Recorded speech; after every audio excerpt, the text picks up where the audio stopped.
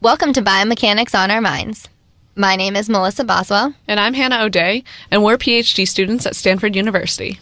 This podcast is brought to you by the International Society of Biomechanics. It's time for Boom. Welcome to Boom, where we have Biomechanics on our minds. Boom. Boom. Boom, boom, boom. Boom, boom, boom, boom. Boom.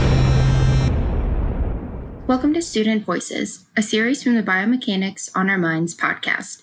My name is Brittany Sommers, and I'm a PhD student at Cleveland State University. In this episode, you'll hear from students in both the beginning and later stages of their PhD, as well as graduate faculty advisors. We'll be discussing what it means to be a graduate student, the importance of choosing the right advisor, and more.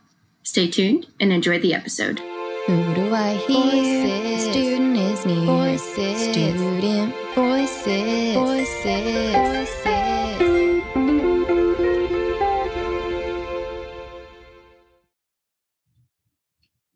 All right, so we are going to start our first panel with Derek and Will, who are both fifth-year PhDs, and I'm going to hand it over to them to do a little introduction about themselves. So my name is Will Zaylor. I'm a fifth-year PhD student. My research, I use inverse modeling to estimate knee ligament properties, and I'm looking to go into academia after I graduate. Hey guys, I'm Derek Wolf. I'm also a fifth-year PhD student at Cleveland State. I do research on functional electrical stimulation for restoring reaching motions to individuals with tetraplegia. After school, I also think I'd like to go into academia, but I'm kind of open to all options at this point. Great. So Derek and Will are going to talk about things that you would encounter later on in the PhD program, such as dissertation committees, candidacy, and staying on track. So we'll go ahead and get started. So my first question is, what advice do you have on selecting a dissertation committee? I think some of it would just be you would select a faculty that you're familiar with and that you know for some of the members. But aside from the general advice that you'd probably already know, you may consider selecting an outside PI.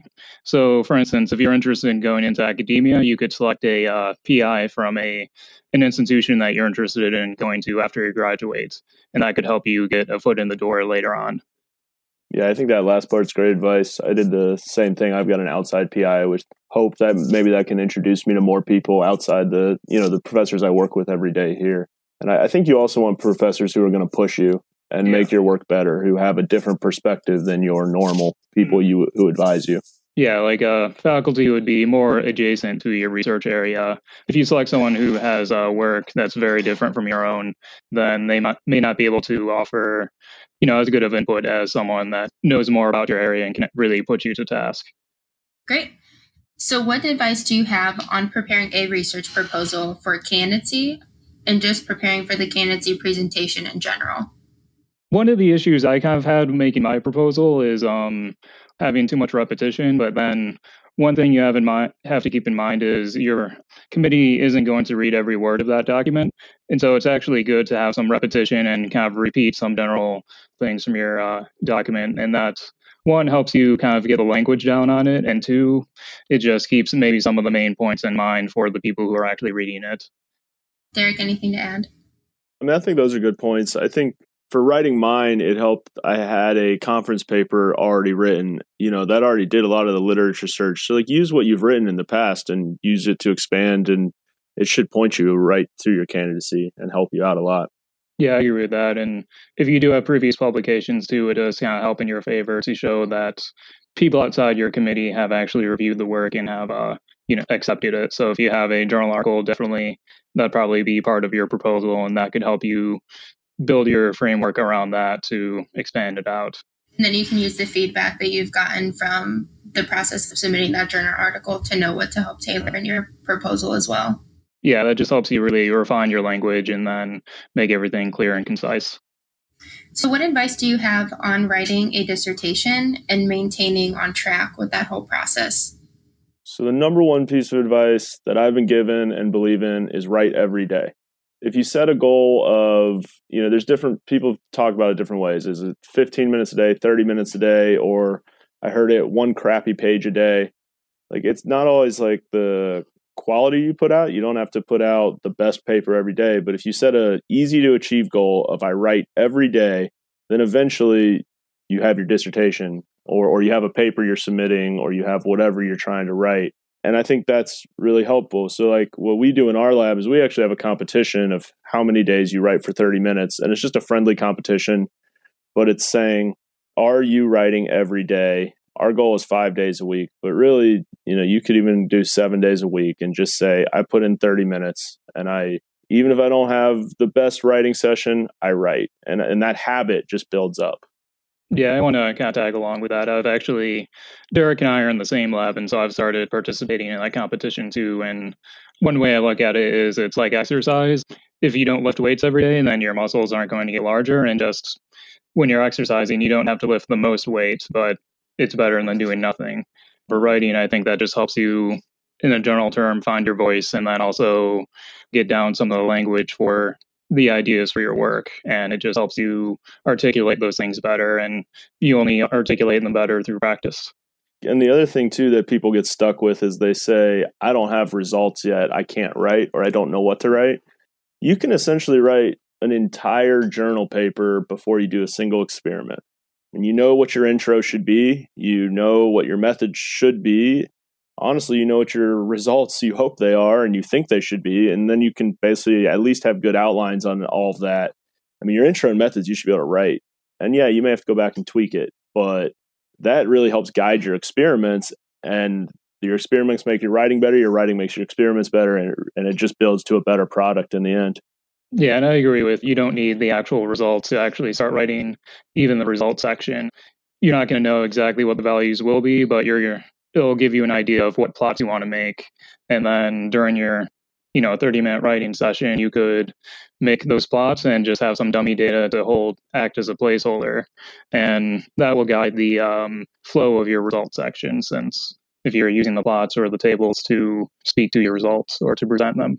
And really guides the flow of the whole paper, because your intro should point to what your results you think they're going to be and like why you did it. So yeah, since your results should support your intro. Absolutely. Well, I think that's awesome advice. So let's talk a little bit about coursework and research.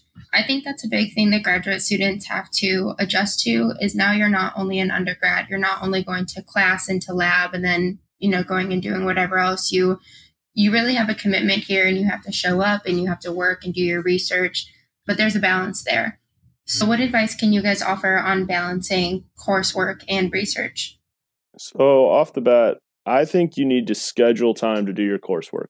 On the days you don't have classes, maybe you schedule it at the same time, maybe you don't, whatever works for you. But if you schedule time, so you say, in these 2 hours, I work on my coursework, I think you get things done in those 2 hours. If you leave it open-ended, you'll allow your coursework to fill at whatever amount of time you give it. And then you'll get behind on research. And I mean, your coursework's important. You should work hard to do it, but you also don't want to get behind on your research, and then you don't get anything done there. So to me, if you schedule the time, you'll get what you need done inside the time. And like maybe you got to expand it on exam weeks or if there's a paper due. But in general, I think that's the process that works. Yeah, I'd say maybe I'm more of a cautionary tale of the work expanding to fit the time I give it. I guess one of the things I found for coursework was, if you're a grad student, I was here more so to do research, and then the coursework would kind of, I would schedule time to do that and get it done. The one more useful piece of advice, it's grad school, and so the professors usually give you a little bit of slack, and the goal of the assignment is for you to learn and understand it. Turning it in on time was never, the biggest priority for me. And the professor, if I asked before it was due to turn it in later, they never give me an issue with that, for homework or something like that. I mean, other things have a hard due date, but that's just part of being an adult and managing your time. Yeah, and I think that's all true. I mean, I'm only in my second year, so I'm not quite as heavy into research as the two as you would be yet. But I think it's tricky finding how to balance, the work that you are here to do. And coursework is important because, you have to maintain a good GPA and you want to stay on top of things. And it is a balance. But I think in grad school, too, a lot of your courses are more you choose what interests you and what's going to apply to your research. And so you do usually have to take things outside of your discipline, but I guess also don't take something that's so wildly crazy that you will have no idea what's going on, or it's really going to put you behind if you want to take that course and also still do your research. So take practical classes and take classes that are going to help you with your research and with the things that you're doing right now. Yeah, and to kind of add on to that, a lot of the classes that I've taken have had projects, and those have been a good opportunity to do coursework and also lump in some research with that, where the project may not be directly what you're doing for your research, but then the kind of framework that you set up to do the project can also translate into your research work. And I mean, I do think maybe a slight counter to what Brittany just said. I think what you said is right, but if you go a little outside your normal coursework, I think it can really help expand your research too. So you're right, like don't go too far where you're so far outside your bounds that that's going to take so much amount of your effort and time to do the work. But if you can get just a little outside, maybe with a new group of professors or something like that, now you have new insight into your work. You know, I got to take a statistics class here from the math department, so I didn't know anyone there, and they really helped my work in the engineering department. You know, I just didn't have those insights. So there's a balance there of push yourself a little bit to the edge. Certainly don't go too far where it's going to harm your time. And yeah. And I think this is something Derek and I were talking about a little earlier also. So we're all in the mechanical engineering department and we work for the Center for Human Machine Systems. So we all do mechanical engineering in some way, but it's applied to humans, right? And so Derek was saying how he had taken an anatomy class, and I'm taking a neurobiology class right now. And those are definitely outside of what we do, but they're outside in the way that they're helpful for research. And I think that's kind of what you were just saying as well, Derek. Yeah. And I also, I mean, back to the dissertation committee, I got one of my committee members from the anatomy course. And so like she brings a totally different perspective to what we do and has really challenged some of the thoughts that we've put out there that when I started here, like we just accepted. And she's kind of told us we're wrong. And that's been awesome. Yeah. Yeah, I agree with that. Okay, so I want to talk a little bit about the balance of feeling like a student, but also feeling like a research colleague in terms of your faculty advisor and just other faculty in the department, because we are still students, but also there's a higher level of professionalism to what we do now. So maybe just some personal experience, or do you not feel like you've kind of mastered that balance yet? Or I guess there is definitely a point like in your career when you start off as your advisor is kind of more an instructor or a teacher, and then they're kind of telling you how to do things. And then I guess as time goes on and as you take more and more ownership of your work, you'll just generally find that interactions with your advisor will be more discussions, and then you'll present things where, say, you could define some kind of, say, the next research area or like an offshoot of the work that would be kind of good for the field. So as you start to take more and more ownership of the work, I think it'll become more of your advisor will be you'll be more of a colleague than a student, I guess. Yeah, there's an interesting day when at least for me, when your advisor starts sending you papers of his and going, hey, what do you think of this intro? That's a totally different relationship all of a sudden. I don't know. That's kind of we're not equals, but we're colleagues. We're not, you're not running my life or anything. And honestly, I think when you're picking a grad school or when you're working or your advisor, like you want an advisor that's going to step back and make you take over. And I think for myself, I need to do better at owning my own work and trying to come forward and becoming that fifth year PhD student who owns the next steps and everything. And I think luckily I've had an advisor who's really pushed me to do that. And he wants me to come up with my own ideas and own the research. But if your advisor's not doing that, you really need to force your way there. And I mean, by year 3, year 4, especially, you need to be owning your work. Yeah, I agree with that. And for my master's, my advisor had said, as a general thing, you can't graduate until you prove him wrong on something, where it's just, it becomes more of a discussion and just, considering each other's ideas. Yeah. There's also the turning point of when professors start introducing themselves to you by their first name. Yeah, I think that's the big turning point when it's no longer, Dr. whoever, yeah. It's go by the first name. Yeah, that's an interesting day, right? And the funny thing is, I think your first 2 years of grad school, they're still your teachers, they're still your professors, they're Dr. so-and-so. And then we've had a couple new professors come in the past 2 years, and when they introduced themselves, it was by first name. And I was kind of taken aback and didn't know what I was supposed to call them. That's been interesting to have these people I really respect introduce themselves on an equal footing. So I want to close with the most important piece of advice that you can offer about being a successful graduate student. At least the way I treat it would be treat it like a job where it's just come in like at 9 and leave at 5. Even if you don't find something to fill all the hours in the day, you just have to treat it like a job because that's what it is for me. And that's just helped me keep things on track and get things moving.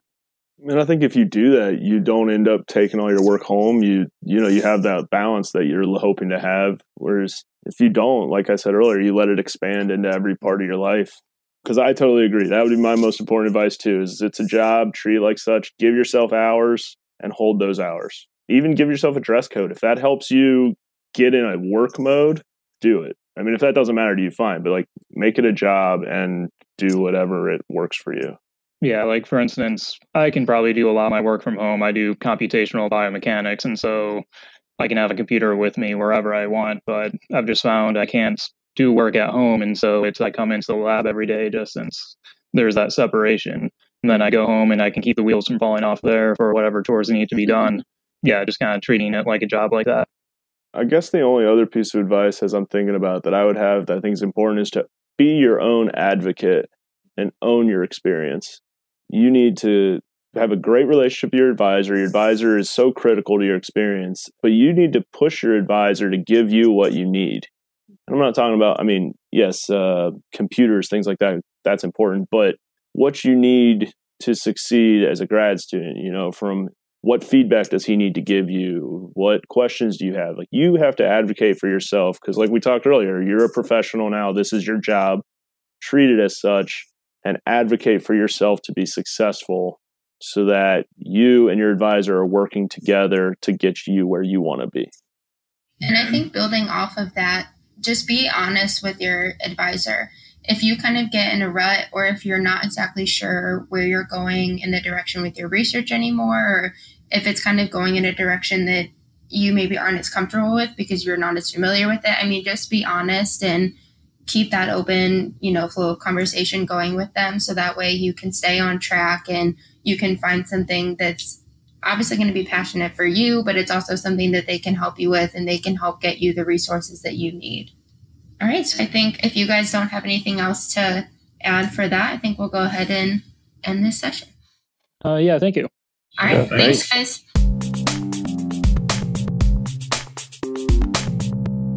Jack, Cameron, and Dana are PhD and master's students who are going to talk about choosing graduate programs, looking for faculty advisors, and more.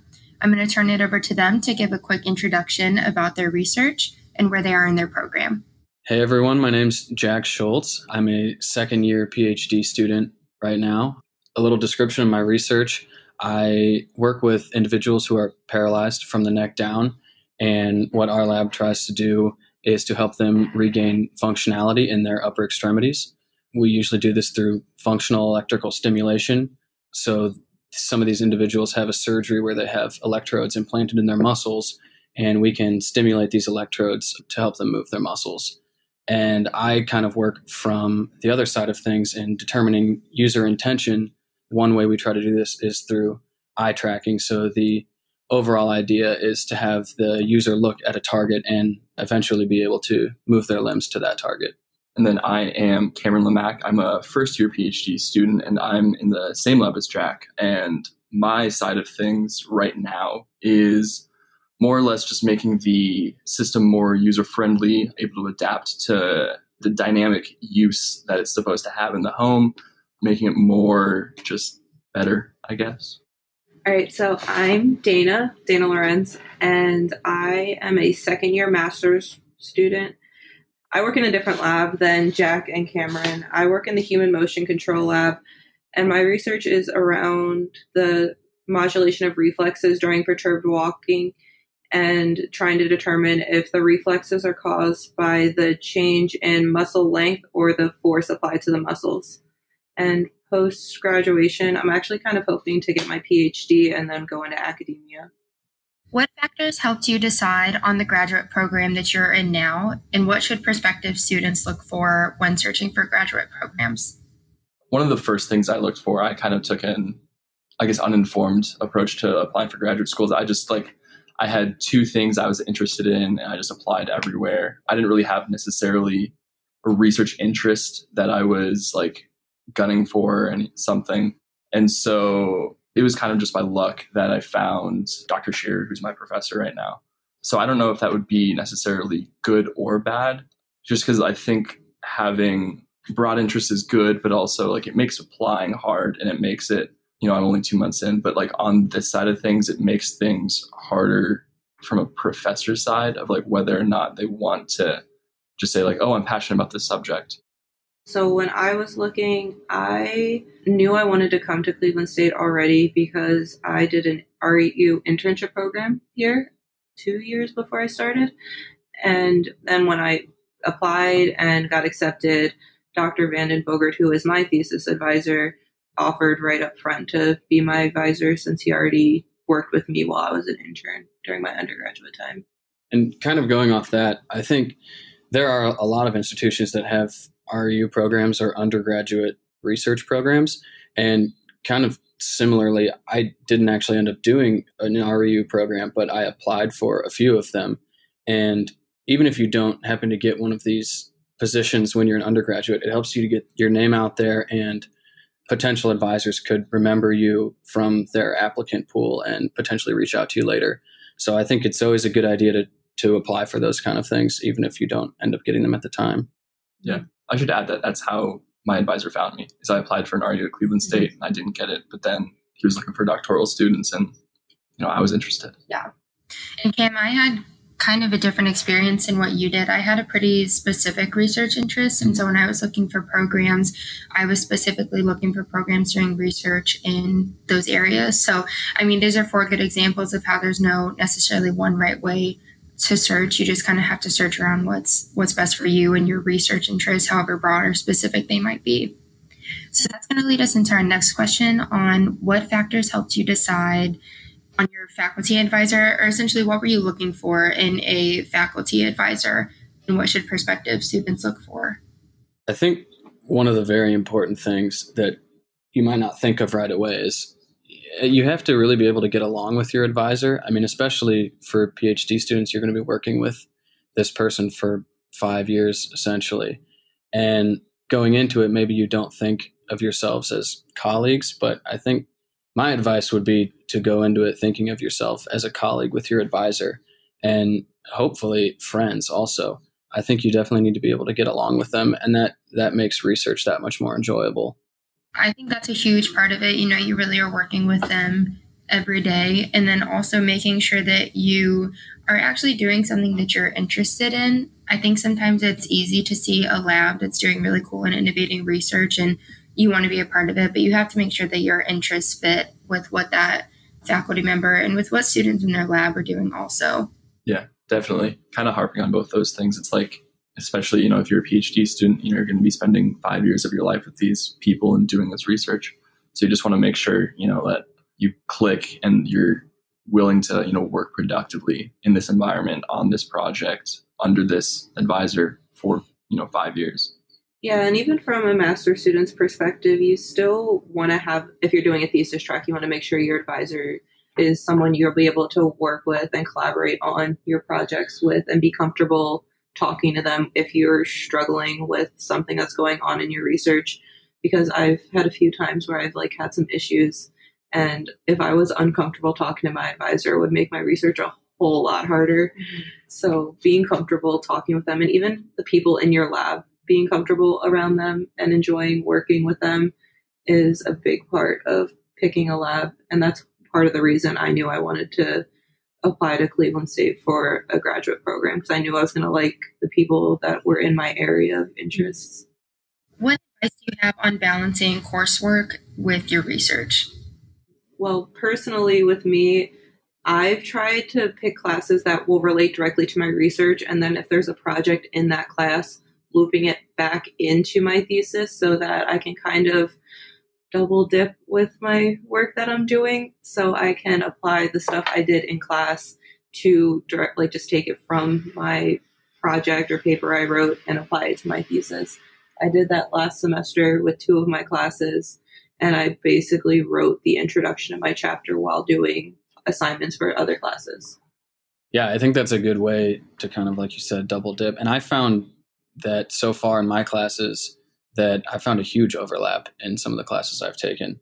As far as balancing coursework and research, I think just me personally, I have a tendency to prioritize coursework. So if I don't have things scheduled out, I tend to just spend most of my time on coursework. And I think it's a good idea to really schedule your time so you don't end up letting your research fall by the wayside, especially in your early years of your PhD or master's program. For me, coursework is just because it's more structured and more, I guess, kind of mechanical in terms of just the way it works. It's a break for me, actually. So like I'll just, do a problem set when I'm tired of reading papers.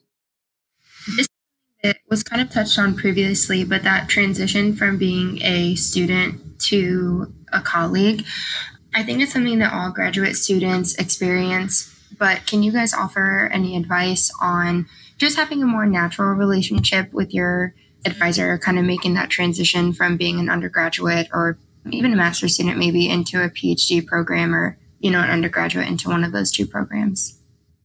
I think maybe one thing that I've had to learn is that you need to start being somebody that has some answers.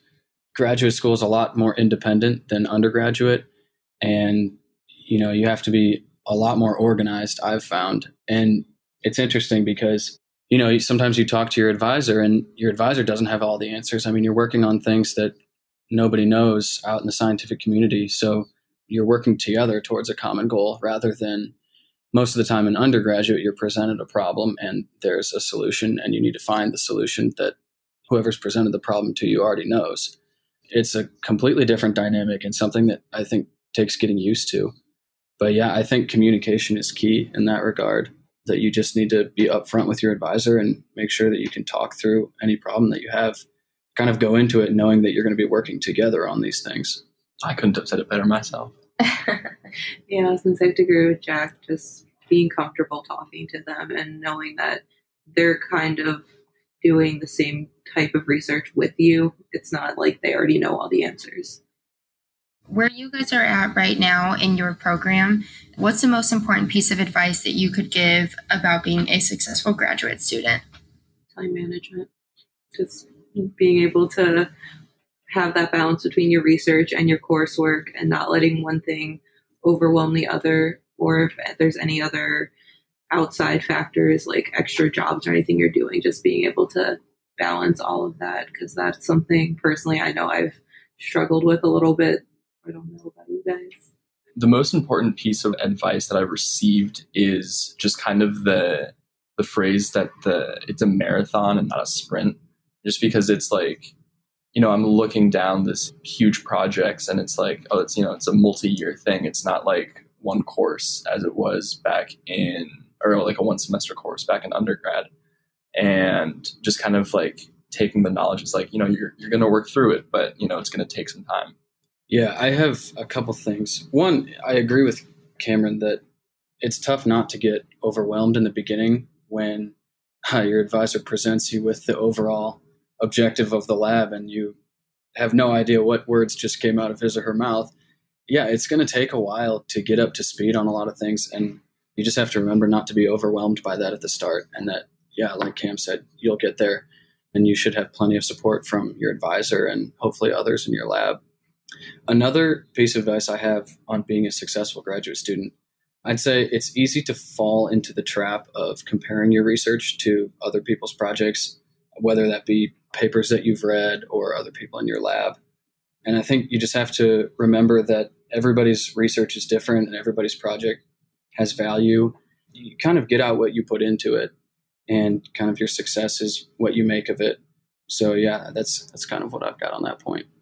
Yeah, I want to add, I think sometimes when you're working on something with, your own research or your own courses, it's really easy to just know what you need to do now or next to get you through the PhD program, whether it's your qualifier or getting ready for candidacy. But remember that, your PhD is really setting you up too for what you're going to do next. So I think that the more opportunity you have to get yourself out there, whether that's collaborating with someone else in your department who maybe needs help with something that you might have a little more expertise on, or going to conferences, whether it's something local or, a national, whatever chance you have to network and collaborate with people in the field, I think is something that it'll honestly help you during your program as well, because now you've established these relationships where it may be, a back and forth thing. They may have some more expertise on something that you're struggling with in your research and vice versa. And then you've also set up those connections for once you're finished with your program. Yeah, definitely. I agree. Yeah. All right. So if there's no other comments to add, I think we'll go ahead and end that there. But thank you guys so much for being on and giving us your input. Yeah, thank you. No problem. Boone would like to thank Sanford Health for their support in the making of the Student Voices series. Sanford Health is one of the nation's largest health systems, offering integrated care, genomic medicine, senior care and services, research, and affordable insurance. Sanford Health also offers students both clinical and non-clinical internship experiences throughout the year, as well as graduate student training through a partnership with the University of South Dakota Department of Biomedical Engineering. These student opportunities include biomechanics internships through the Sanford Sports Science Institute and Sanford Orthopedics and Sports Medicine in Sioux Falls, South Dakota, and Fargo, North Dakota, and provide mentorship, professional development, and growth opportunities, including gaining real-world experience and building useful skills to prepare you for the future. And if you want to learn more about student opportunities at Sanford Health, you can visit sanfordhealth.jobs. That's SANFORD health.jobs. Dr. Antonie Bogert and Dr. Eric Schearer are here to answer questions about the faculty-graduate student relationship, what they look for in graduate students, and some other questions as well. Could you each give us a background about how long you've been teaching and advising students and the general research focus of your lab? Let me start. I'm Ton van den Bogert. My academic background is quite diverse. I have an undergraduate degree in physics, did my PhD with 2 advisors, one in anatomy and one in mechanical engineering. And I've worked in academic departments ranging from kinesiology, biomedical engineering to mechanical engineering. I've been advising and teaching for about 25 years. And my general research area is human motion, dynamics, kinematics, and control of human motion. Great. So I'm Eric Schearer. I'm trained as a roboticist, as both in grad school and even further along. I've been training students for a little over 5 years, and my research is focused on using functional electrical stimulation to restore reaching and grasping movements to people with paralyzed arms. Great. So I want to start off by asking you some questions about what qualities you look for in graduate students when you're considering them for your lab, and then also what qualities in a student would make you hesitant to accept them into your lab. So the qualities that I look for in a graduate student, there are many. They have to be academically strong. They have to be motivated. They should have good communication skills and demonstrate that they can work independently. So that's especially important for a PhD student because they will break new ground, they will get stuck, and they have to be able to work independently, not depend too much on the advisor to get them unstuck, especially in the later stages of their program. So they have to have that quality. Great. So I'll just add on to that a little bit. I think intellectual curiosity is really important. I want students to not be afraid of learning something from a new field, especially if we're talking about biomechanics. There's so many other things that are related to that. So, it might be anatomy and physiology. It might be electronics. It might be computing. It might be design of mechanical elements. And what I want is a student that almost certainly doesn't know all those things, but is really excited to learn whatever they can about a bunch of different areas. The other thing that I think really is important, so Ton said this about communication. So being able to write and speak is really important. And it's something that takes a lot of time to hone. So if someone isn't good at those things to start with, that's something that will take an advisor a ton of time to get them up to speed, even more so than let's say, not being good in a certain area of math. And how about qualities that make you hesitant? Well, it would be kind of the opposite of those things that we look for if they're missing too many of those. So if they haven't done research, if they haven't demonstrated they can write a paper and that sort of thing, then you would really have to take a very good look to find out if they actually have the potential to do those things. Yeah, so one thing that really turns me off is when you get inquiries from students and it's poorly written. There's not the attention to detail. They spell your name wrong. They don't use good grammar. That's just a starter. That's the communication. That's the first thing you notice is the communication. And if that's not good, then you don't want to look at them anymore. Do you think that having a face-to-face interview or meeting with a potential graduate student is beneficial versus just getting a bunch of applications or inquiries over email? Is that something that can set a student apart? I would definitely, if I consider someone, always do a Skype interview. Personality is really important. It has to be a good fit, and you don't really get that from written communication. So you really have to talk to them. Yeah, same here. I don't invite anyone to my lab if I haven't talked to them first.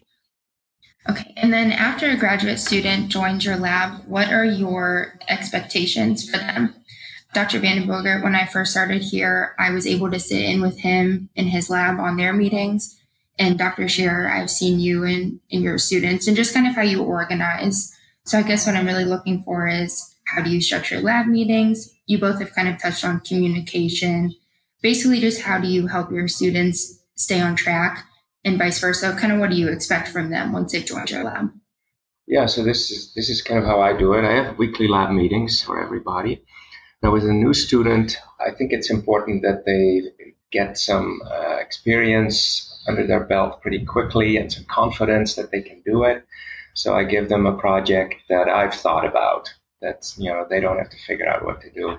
There's a project that I think, if they execute it well, they can publish it. And then after a year, ideally, they have a paper published and they have gained that confidence. They've gained some laboratory skills. And in the meantime, they can build up towards figuring out their own research proposal, which they have to do much more independently. But I get them started on a project that I've basically defined for them. Yeah, that's a great idea. That's a veteran move. Let's see. What do I do in organization? So two things really that I will check on every week. One is I have them do a writing log. So our goal in our lab is to have everyone write for 30 minutes every day. And that's really hard at the start, but it's nice to be sort of held to account for it.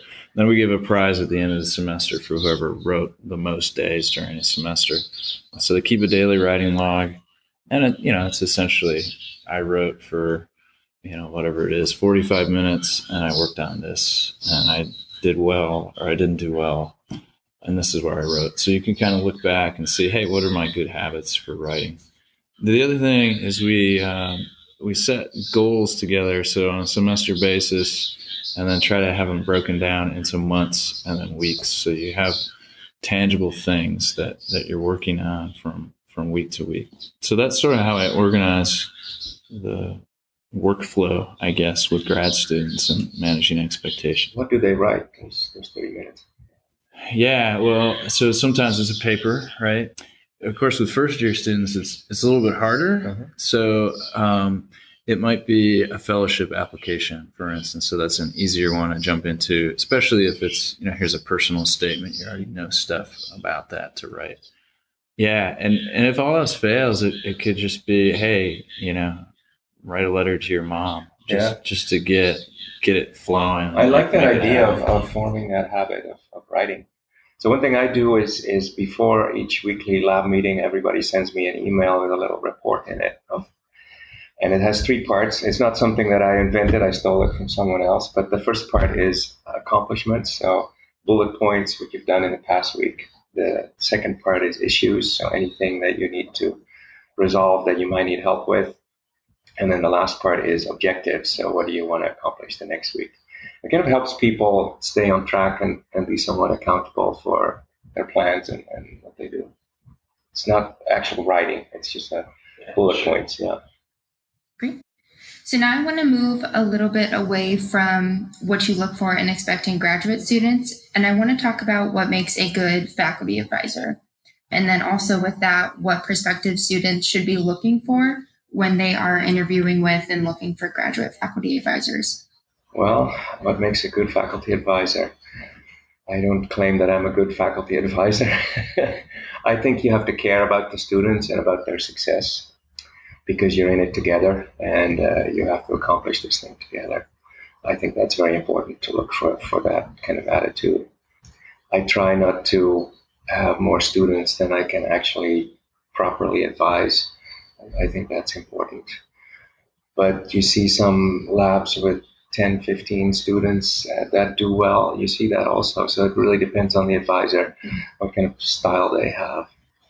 Yeah, so I think it depends on who the student is. So as a student myself, and you know, this continues on, I'm a pretty social person. So for me, the personal connection between the student and advisor is important for me. But you know, some people it isn't. You know, the advisor being available for advice is important, I think. And maybe that availability comes through some sort of organizational structure where there's a postdoc or a senior student. So someone needs to be around to help out, especially new students. And then I have to second Dr. Bogert talking about just a investment in the student's personal success is important.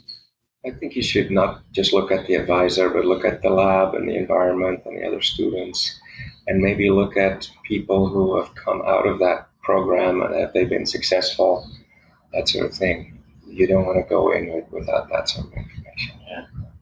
It's, of course, more difficult for professors who haven't had any PhD students that have graduated.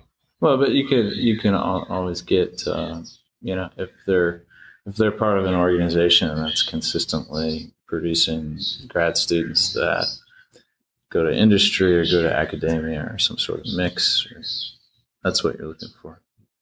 What advice can you give on maintaining a good graduate student and advisor relationship?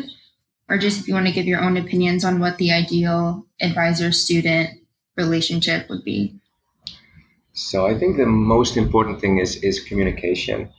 Sharing your issues with your advisor.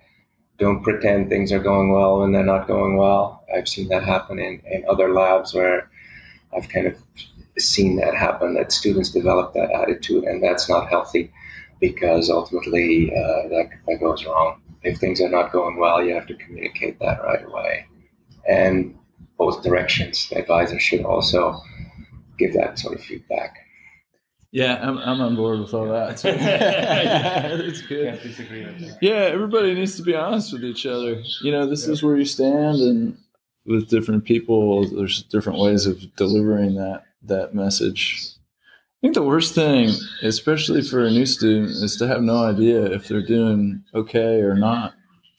So being able to deliver that feedback, and again, you know, it works both ways. You know, maybe the advisor doesn't have a great handle on what the student's doing on a day-to-day basis because the student isn't saying anything. So that needs to happen. Maybe the advisor doesn't know what the student needs, so the student needs to communicate that too. So this is something that I actually asked some of the other graduate students, but about that almost transition from seeing your advisor as just an advisor in terms of when they become more of a colleague. I guess I kind of am curious about your input on that from a faculty side. When do you kind of see that relationship change from student to colleague, or do you not see that? Or I always see that change, yes, maybe after 1 or 2 years. Okay. And I really enjoy it when the students do something that I couldn't have done myself. You know, then you're really on an equal footing. And I really enjoy seeing that happen when they become more equal to you. Yeah, I think it's really cool too. I will say that having a student get out into a conference early on is really great because they sort of see the rest of the world and they see other ways of doing their project. And if they could stop seeing the advisor as some omniscient person, that's a healthy thing, because then they could realize, oh, well, my advisor doesn't know some of this stuff that I just learned here by going to a conference, and now I can bring that to the table in addition to what the advisor already knows. That's definitely good advice, to try to go to conferences early on and know what the rest of the world is doing, and you'll also feel more confident that you can achieve things and you're not dependent on your advisor so much. How much influence do graduate students have over their projects? And is this dependent on where their funding comes from? And is it also dependent on how far along they're getting in their program? Yeah, so I've already mentioned that I start the students out with a project that I've defined. I do that by talking with them too. It has to be something that they're capable of, that they're interested in. But at that point, they really need some guidance with that. So then eventually they will develop their own interests and their own project. And it's kind of amazing that it always kind of seems to fit in my goals and my funding, where that comes from. So usually that's not an issue at all. And within a funded project, there is usually a lot of freedom for PhD project to do something a little bit different from what I thought that it was going to be. Sometimes it has happened that there is funding for a project that's really not suitable for a PhD dissertation. And then the arrangement would be, okay, you work 20 hours a week on that funded project, and the other 20 hours you develop your own research. That can happen too. I don't know if I have a whole lot more to add. Yeah, that's okay. So if a graduate student starts on a project in your lab and then sometime later decides that this project is really not a good fit for them anymore, it's just not something that they're passionate about, have you ever encountered that?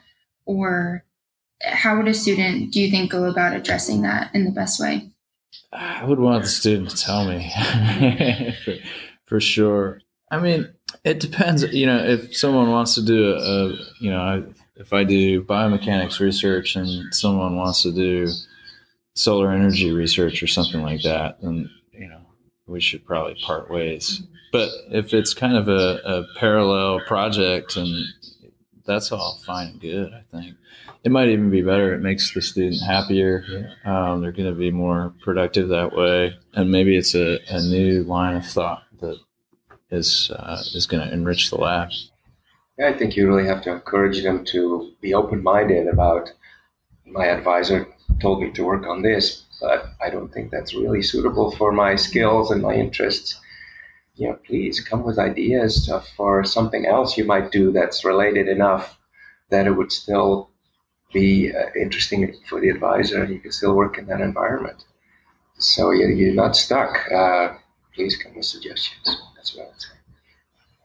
And this is something that I think we've kind of touched on a bit with the last few questions, but what is your approach with being involved in your students' research in terms of being hands-on or hands-off? Dr. Bogert, it sounds like in the beginning more hands-on with the first student, giving them a project that you've already gotten started, and then I like to be as hands-off as I can be.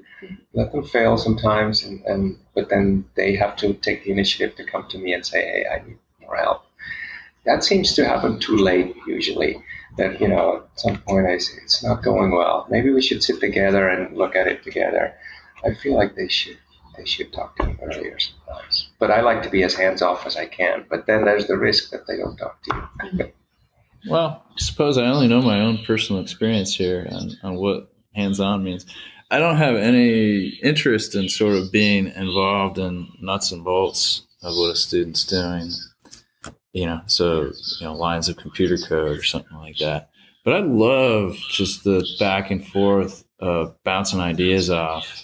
And if that's hands-on, then yeah, I love being hands-on, because we got into this because we like exploring new frontiers in science and technology. And if I'm only a manager of people, that's no fun for me. So seeing the students kind of work through stuff and being able to give input to that at the same time is super fun. Yeah, that's the ideal situation, that the student can handle the technical stuff, and then the communication is about ideas and concepts and the exciting stuff. But sometimes you do need to step in and say, let me see your computer code. And, Sure. Yeah. Ideally not, but sometimes you want to. Yeah. Okay. I want to ask if there are any memorable experiences from your own relationship, just either as a graduate student or with your graduate advisor, that you try and carry out with your students and in your lab. Yes, with my graduate advisor, I was in a lucky situation that we shared a large office. So we were always having discussions, and we were always writing on the blackboard and disagreeing about stuff, and the back and forth that Eric was mentioning was constantly going on. And I really enjoyed that.